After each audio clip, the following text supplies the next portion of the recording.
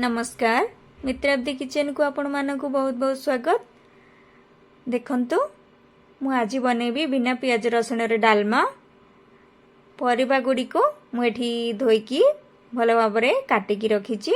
आलू नेइची, कंचा कदली, टमाटो, अमृतभंडा, गाजर, बैगण आउ छेचिकी रखिची अदा। मु एठी हरड़ डाल नेइची, भल भाबरे ताकू धोई देइची। कुकर रे दे देली डाली को सिझेबा को पड़िबो, सेति पई सबु डाली गुडी को देकी पानी दे देली। सेतिरे लूण दे देली अल्प, डालीटा जल्दी सिझिया पई। मु एठी ढाकुणी रे तेल लगे दउची, काहेकि ना डालीटा उतुरिबनी, सेति पई तेल लगे देली। एठी ढाकुणी दे देली। कुकर ढाकुणी को देकी गैस लगेली। परे कुकर को बसैली। वीडियो को संपूर्ण भाव में देखंतु। आपण मानक जदि भल लागिला ताहाले लाइक शेयर और सब्सक्राइब कर दियंतु। देखंतु मोर एठी कुकर सीटी पळे आसला, 3टा सीटी आसला हारी। तापरे कुकर को ओल्हे नेबी, डाली सिझी जाइथिबो। म एठी टावा बसे नेउची जीरा और सुखिला लंका भाजिया पई। देखंतु सुखिला लंका दे दिली, जीरा दे दिली, ताकू भल भाबरे भाजी देबी। जीरा सुखिला लंका गुंड देबा द्वारा डालमाटा बहुत टेस्टी लागि थाए। देखंतु मोर एठी भजाटा हेई गला। सुखिला लंका और जीरा ताकू ठंडा हबा पई छाड़ देबा। एठी कुकर ठंडा हे जाईची। ढाकुणी खोलिकी देखिबा डाली भल भाबरे सिझी जाईची। सेथिरे सबु परिबा गुडी को दे देबा।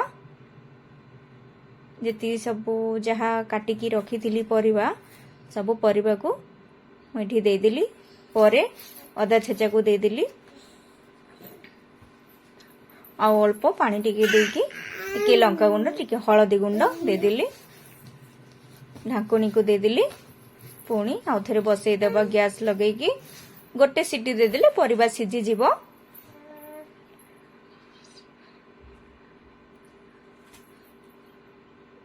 से समय भितरे मु जो रखिथिली जीरा आउ सुखिला लंका भजा, देखंतु मु एठी कुटुनी रे केमती कुटी देउची।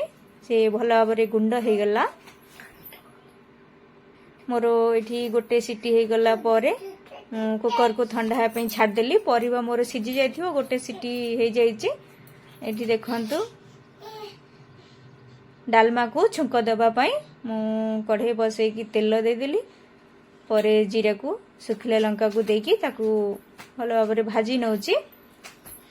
एठी कुकर ढाकुणी खोलिकी डालमा को से जो छुंक होईची सेथिरे दे देबी कढ़ई रे। और जो सुखिला लंका जीरा गुंड थिला से सब को दे देली।